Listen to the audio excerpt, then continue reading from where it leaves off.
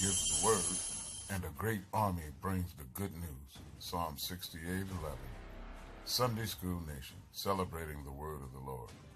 Please help us reach 1,000 subscribers. Please subscribe below. Sunday School Nation, an international Sunday school lesson study magazine for July 8, 2018. Lesson titled, Jesus Criticizes Unjust Leaders. Bible background, Matthew chapter 23, verses 1 through 8, verses 23 through 26. This is Ken Jones, your host. Thank you for joining us. Let's get right into the lesson and celebrate the word. Matthew chapter 23, beginning at the first verse. Then Jesus said to the crowds and to his disciples, the teachers of religious law and the Pharisees are the official interpreters of the law of Moses. So practice and obey whatever they tell you, but don't follow their example, for they don't practice what they teach. They crush people with unbearable religious demands and never lift a finger to ease the burden. Everything they do is for show. On their arms they wear extra wide prayer boxes with scriptures verses inside, and they wear robes with extra long tassels. And they love to sit at the head table at banquets and in the seats of honor in the synagogues. They love to receive respectful greetings as they walk in the marketplaces and to be called Rabbi. Don't let anyone call you Rabbi, for you have only one teacher, and all of you are equal as brothers and sisters. What sorrows await you teachers of religious law and you Pharisees, hypocrites, for you are careful to tithe even the tiniest in income from your herb gardens, but you ignore the more important aspects of the law, justice, mercy, and faith. You should tithe, yes, but do not neglect the more important things. Blind guides, you strain your water so you won't accidentally swallow a gnat, but you swallow a camel. What sorrow awaits you teachers of religious law and you Pharisees, hypocrites, for you are so careful to clean the outside of the cup and dish, but inside you are filthy, full of greed and self-indulgence. You blind Pharisees, first wash the inside of the cup and the dish, and then the outside will become clean too. The Gospel of the Lord. The people, places, and times of our lesson. Scribes and Pharisees. The Hebrew Scriptures have been preserved for centuries by God and humanity, being passed down from one generation to another, with various people in authority responsible for them. For example, what began in Moses' generation was passed down to Joshua's generation.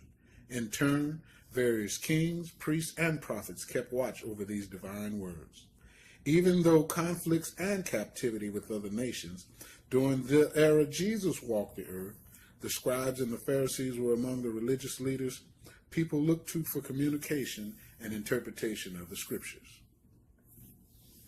Two kinds of authority. When Jesus spoke to the leaders, it was noted that he spoke with a deeper authority, while he ministered among people who knew Scripture by memory and passionately debated the intellectualism of their conclusions. Christ somehow knew the truth under the truth. Intimately, it's why in the Sermon on the Mount, Matthew 5 through 7, he revealed the larger value that trumped the traditions the Pharisees had been promoting. For this reason, Jesus said that his yoke, or true teaching of the Hebrew Scriptures, was light in comparison with the interpretation of the Pharisees, who manufactured authority by creating their own traditions. Brandy was distraught after saying goodbye to the guest speaker her church had invited to speak this weekend. Kevin was still cleaning up from the events of the weekend and noticed her.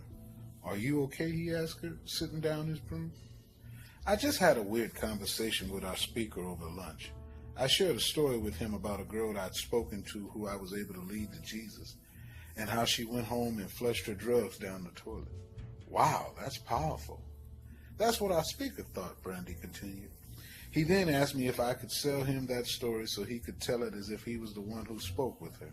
He said he likes to share stories like mine, but in the first person so he can use them to inspire people in his messages. When I questioned him about it, he said it's just part of being a public speaker." "What?" Kevin exclaimed. "That ain't right." "I know. Could we talk about it when everyone else leaves?" I'm really rattled. Sure, Kevin said, but we're here by ourselves, though. You know we have the church policy about two people of the opposite sex not being alone in the building with each other. Oh, yes, she exclaimed. Well, maybe we could lock the door and not make that big a deal of it. It's a silly rule anyway. Jesus gave his sharpest criticism to hypocrites. Sometimes being aware of our own hypocrisy is a difficult thing. How do we make sure we are not involved in hypocritical actions?